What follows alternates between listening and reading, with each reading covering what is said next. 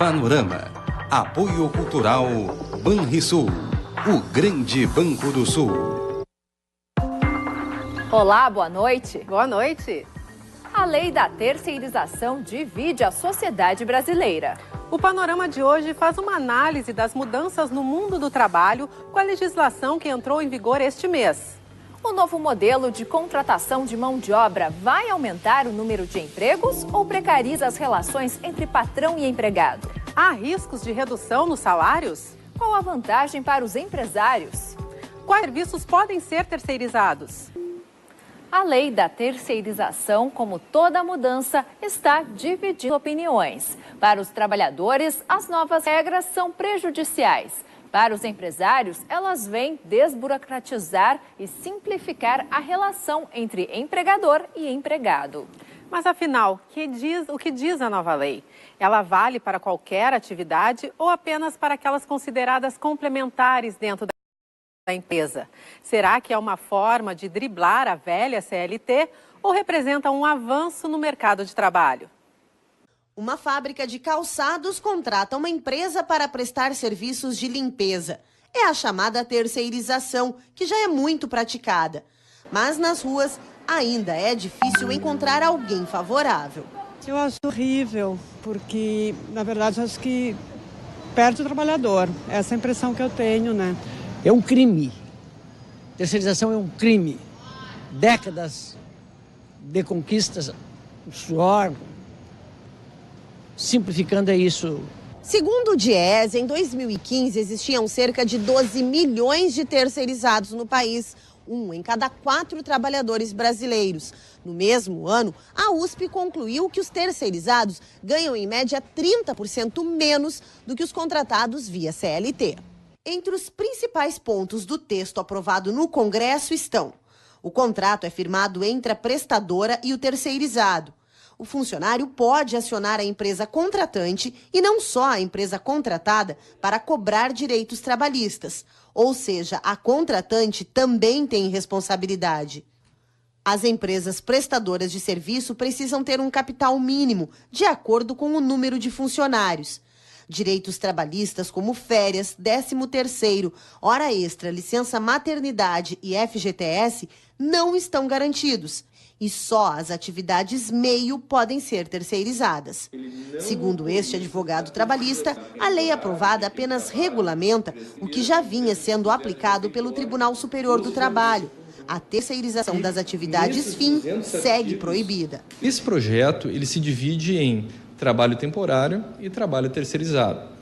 Lá no trabalho temporário, ele trata especificamente no artigo 9º, parágrafo 3º, que sim, que é possível o trabalhador temporário estar inserido na atividade meio ou na atividade fim da empresa. Porém, na parte que trata do trabalho terceirizado, ele simplesmente silencia. Ele não fala absolutamente nada, de modo que eu não posso concluir que o legislador, que era o objetivo do legislador, a terceirização irrestrita. Ele não disse nada a respeito disso. Para ele, o texto da lei não avança na garantia dos direitos do trabalhador. Nessa parte da lei que trata do trabalho temporário, a lei diz expressamente que ao trabalhador temporário serão estendidos os mesmos direitos do trabalhador direto. Porém, na parte que trata do trabalho terceirizado, ele não usa essa expressão serão estendidos os mesmos direitos, ele usa poderão ser estendidos os mesmos direitos. E aí, obviamente, que abre margem para a sua não extensão. A nova lei mudou a regra para os serviços temporários, como a contratação de vendedores para trabalhar em épocas como o Natal. Em vez de 3 meses, esse tipo de contrato poderá valer por meio ano.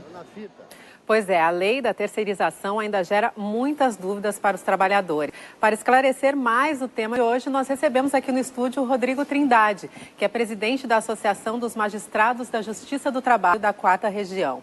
Boa noite, presidente. Boa noite, prazer. Boa noite. Eu começo pedindo para que o senhor esclareça qual a diferença de atividade meio e atividade fim. Esse é um tema essencial para a gente entender o que é a terceirização.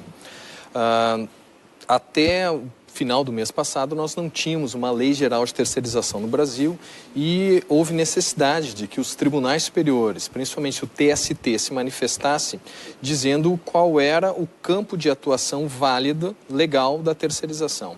E o entendimento firmado, e que permanece vigente, é que só é possível terceirização na atividade meio, ou seja, só é possível que uma empresa repasse uma parte das suas atividades, se essa atividade não for atividade finalística da empresa, para aquilo pelo qual a empresa se criou e a atividade em que ela realiza de forma principal. Então, atividades colaterais. Por exemplo, uma empresa de engenharia e um engenheiro, seria Perfeito. isso? Uma empresa de engenharia pode terceirizar o serviço de cafezinho, de segurança, de limpeza, mas não pode terceirizar o engenheiro, o arquiteto, o desenhista. Bom, como nós vimos na reportagem, a lei que foi sancionada não deixa claro se pode ou não pode a terceirização na atividade fim. De fato, essa realmente é uma questão importantíssima, porque nos debates parlamentares que levaram à criação dessa lei, se buscou fazer com que a lei permitisse também a terceirização da atividade fim. Mas essa não foi a versão, não foi o entendimento prevalente que venceu no Congresso Nacional. O que os congressistas entenderam é de que não é possível ainda a terceirização na atividade fim e permanece vigente o entendimento do TST que só a atividade meio pode ser terceirizada. E quanto aos serviços públicos, os concursos também estão ameaçados aí? Me parece que não. A lei não informa se ela se aplica também para a administração pública, para os serviços públicos, ou se não tem aplicação. Nós temos outros projetos no Congresso que explicitamente afirmam. Então, atualmente, o entendimento que vem sendo firmado nos tribunais é de que há possibilidade de terceirização de algumas atividades públicas, mas não atividade finalística do Estado também. Algumas profissões, chamadas profissões típicas de Estado, essas não podem ser terceirizadas. Policiais, diplomatas, fiscais de tributos, juízes, promotores, não podem ser terceirizados. O que diz a lei sobre os direitos trabalhistas dos terceirizados? O trabalhador terceirizado é um empregado também. Ele também é um empregado, ou seja, a relação de trabalho dele é regrada pela CLT, da mesma forma que o empregado direto tem sua relação de trabalho firmada e regrada pela CLT. Então, todos os direitos previstos na CLT e na Constituição para os empregados também se aplicam a terceirizados. 13º, férias, aviso prévio, horas extras, fundo de garantia, todos esses direitos são permitidos e são garantidos para o trabalhador terceirizado. Isso está na lei, está Isso, claro. A lei nem precisa tratar desse tema, nem entrar nessa minúcia, porque ela esclarece que o trabalhador terceirizado é um empregado. E sendo um empregado, todos os direitos garantidos na Constituição e na CLT para empregados são aplicados também para esse trabalhador. Ok, então. Bom, nós vamos continuar falando no Panorama sobre a lei da terceirização e as dúvidas com esse tipo de contratação. E voltando a falar da terceirização, ela já é uma realidade há muitos anos. Com a nova legislação, no entanto, essa forma de contratação se amplia. Enquanto movimentos ligados a trabalhadores alegam que a mudança precariza o trabalho, há setores que entendem que as alterações flexibilizam as relações entre empregado e empregador, facilitando até mesmo novas contratações. Ele dirige um grupo de empresas que há quase 20 anos atua no ramo das terceirizações. Limpeza e vigilância armada são dois dos serviços oferecidos no mercado. E as opções não são baratas, principalmente para quem vê a terceirização como investimento. É um investimento para quê? Para aumentar o teu tempo no core do teu negócio. Tu não pode olhar a terceirização como, de alguma forma, tu está buscando baixar o custo. Não é isso. Na verdade, o custo muitas vezes até é superior. Mas tu busca um especialista naquele core que não faz parte da atividade da empresa. Com a aprovação pelo Congresso Nacional da terceirização irrestrita no setor público e privado, a tendência é que uma onda de contratos no novo modelo afete empresas em todo o país. Para o vice-presidente da Fiergues, a desburocratização dos contratos, permitida pelas alterações, pode ajudar a gerar empregos. As relações têm que ser mais simples para que elas possam ser ampliadas, elas precisam ser ampliadas. Tu contrata uma pessoa, é mais difícil, é mais fácil tu te separar do teu marido do que tu sair de uma relação de trabalho. Mas uma cláusula na lei tem chamado a atenção de especialistas. O texto tenta estimular a terceirização ao dizer que não haverá vínculo de emprego entre os trabalhadores terceirizados e a empresa contratante. Mas para este advogado, o trecho é discutível. Isso tem sido, por alguns, interpretado como uma garantia absoluta de que agora, eu posso contratar quem eu quiser, do modo que eu quiser, e não haverá, e essas pessoas que trabalharem nessa situação não serão meus empregados. Não é bem assim. Se isso ficar comprovado, o judiciário vai sim reconhecer um vínculo de emprego com todos os direitos decorrentes para os trabalhadores prejudicados. Além da terceirização da atividade fim, a lei aprovada pelo Congresso também prevê ampliação do contrato temporário de 3 para 9 meses. E a lei da terceirização é o nosso assunto do dia aqui no Panorama. Rodrigo Trindade, presidente da Associação dos Magistrados da Justiça do Trabalho, segue tirando dúvidas dos nossos telespectadores, que podem interagir via WhatsApp, Facebook e Twitter. Bom, como nós vimos aí na reportagem, um dos argumentos de quem é a favor é que pode desburocratizar. Isso realmente pode acontecer? Pode ser um ponto positivo? Atualmente, 17% da força de trabalho no Brasil é terceirizada. Esse projeto de lei que se transformou em lei, ele não tem o objetivo real de promover uma desburocratização ou facilitação ou de melhorar a condição de vida de trabalhadores. O grande objetivo do projeto, da atual lei, é fazer com que haja maior número de trabalhadores terceirizados. Então não me parece que o objetivo seja efetivamente de desburocratizar, mas de fazer com que aumente a terceirização no Brasil. E a lei pode aumentar o número de empregos também? Isso pode facilitar com a lei da terceirização? Acho que não. No mundo inteiro, aliás, em vários países do mundo, nós já experimentamos, vários países experimentaram tentativas de aumento da empregabilidade, diminuição do desemprego, com a precarização do direito ao trabalho, incluindo a terceirização. Espanha, México, Portugal, vários países tentaram e eles não tiveram sucesso. Se verificou que o aumento de terceirização, o aumento da precarização dos contratos de emprego não aumentou, não fez aumentar os postos de trabalho e o pior, os postos que permaneceram tiveram um achatamento de salário. E não é algo que surpreenda, porque a terceirização no Brasil ela paga salários muito menores que os trabalhadores diretos. Cerca de 25% a menos é o valor do salário dos terceirizados. Então, além de não aumentar o número de postos de trabalho, ainda vai promover um achatamento do mercado de trabalho e diminuição geral de salários. Nós recebemos algumas perguntas, dúvidas dos nossos telespectadores aqui pelo WhatsApp. Eu vou ler, então, a dúvida do Marcelo de Porto Alegre. Ele diz, o trabalhador terceirizado é de fato regido pela CLT. Porém, ele gostaria de saber se a lei da terceirização garante ao terceirizado o mesmo salário, o mesmo plano de saúde e a mesma jornada do trabalhador contratado direto na mesma empresa. Nós já falamos um pouco sobre isso, né? Mas essas questões do plano de saúde e da carga horária, como é que fica? Quando a lei estava sendo discutida no Congresso Nacional, se tentou, alguns deputados, senadores, tentaram fazer com que essas garantias fossem colocadas na lei e não conseguiram. Não existe nada na lei que explicitamente garanta que trabalhadores terceirizados devem ter o mesmo salário ou salário equivalente daquele trabalhador que atua também na empresa tomadora de serviço, mas é o contratado direto. Não existe nada que explicitamente garanta. O que existe, sim, é uma construção jurisprudencial, construção dos juízes a partir das suas decisões, de entender que não há possibilidade de pagamento de salários diferenciados, porque isso significaria um tratamento preconceituoso, um tratamento contrário à nossa orientação geral constitucional de igualdade, de tratamento igual. Então não existe nada específico na lei, mas existe um entendimento jurisprudencial. A questão específica de mesmos benefícios, como plano de saúde, refeitório, tratamento ambulatorial, a lei diz apenas que o tomador de serviço, a empresa que contrata terceirizada, ela pode, mas não tem obrigação de oferecer os mesmos serviços. E a Mariana, então, de Viamão, pergunta, agora aumentou o tempo do trabalho temporário? Verdade.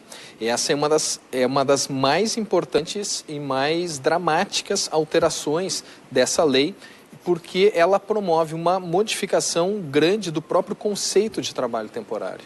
Até então se entendia que o trabalho temporário só podia funcionar por 3 meses. E somente poderia ter uma prorrogação com autorização do Ministério do Trabalho. A partir da lei, esse prazo passa a ser de 9 meses e a prorrogação não precisa de autorização do Ministério do Trabalho. Isso certamente vai aumentar uma procura pelo trabalho temporário. Bom, nós temos aqui mais uma pergunta do Pedro de Canoas e ele diz, a terceirização diminui os custos da empresa? Sem dúvida. O grande objetivo da terceirização no Brasil é de diminuição de custos, é aumentar a lucratividade do empregado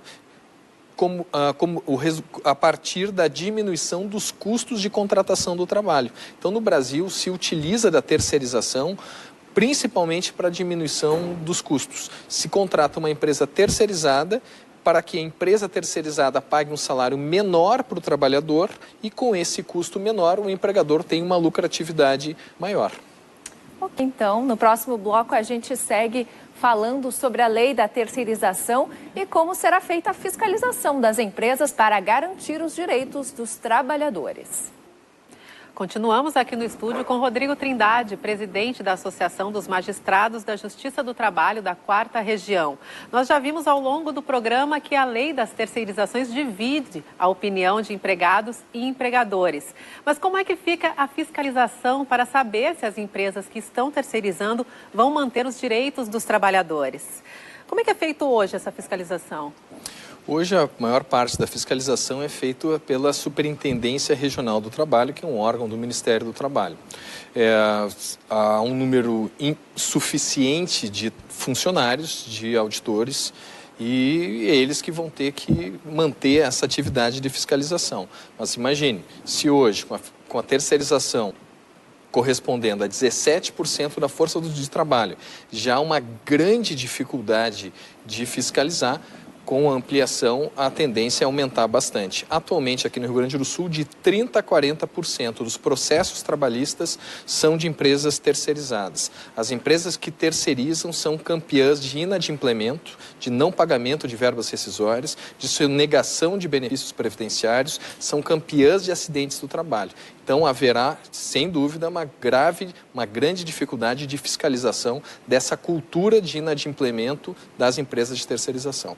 O número de processos, inclusive, pode aumentar, na sua opinião? Não tenho a menor dúvida que o número de processos vai aumentar muito, porque, repito, 17% da força de trabalho é terceirizado, mas de 30% a 40% dos processos são de empresas de terceirização. Em acidentes do trabalho, os números são ainda mais dramáticos.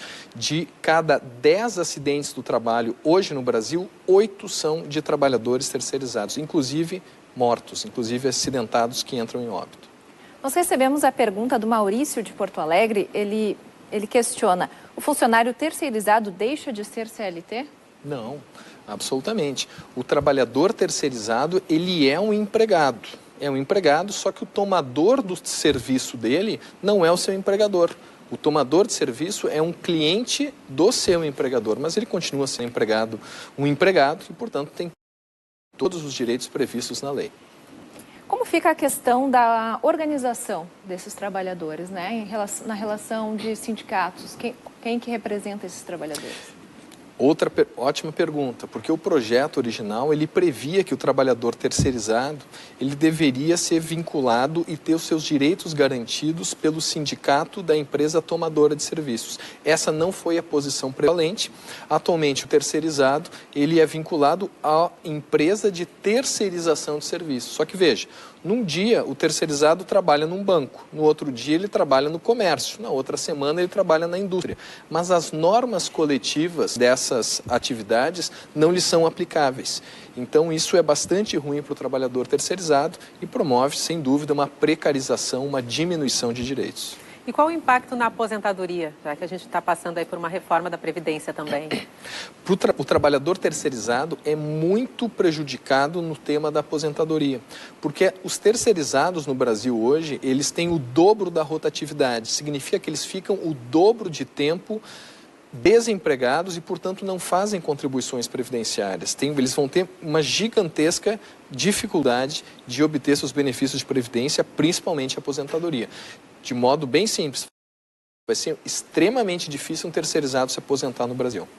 Bom, a lei também fala em responsabilidade subsidiária, né? O que é isso? Poderia explicar para a gente? Responsabilidade subsidiária é um instituto da terceirização, que já existia por construção jurisprudencial, que faz com que, havendo inadimplemento, havendo uma dívida trabalhista, o empregado terceirizado, ele primeiramente vai buscar a cobrança da dívida trabalhista com o seu empregador, com a empresa de terceirização de serviços. Mas caso essa empresa de terceirização não tenha patrimônio, aí sim ele vai poder buscar no patrimônio do tomador de serviço o adimplemento, buscar as suas verbas não pagas, não cumpridas. Normalmente, e isso é bastante comum no Brasil, as empresas de terceirização desaparecem, somem, os sócios desaparecem sem patrimônio, com grandes dívidas, e faz com que o trabalhador terceirizado tenha de buscar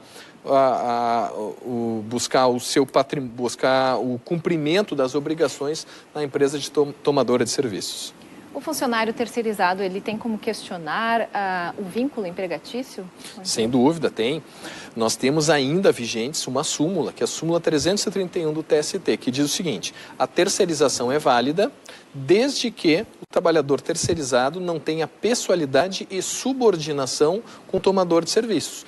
Então, se houver uma aparência de terceirização, mas o trabalhador terceirizado for pessoalmente vinculado ao tomador de trabalho e for subordinado, ou seja, tiver o seu serviço orientado e fiscalizado pelo tomador de serviços, ele apenas tem uma aparência de terceirizado. Na verdade, ele é um empregado direto do tomador de serviço numa situação de fraude.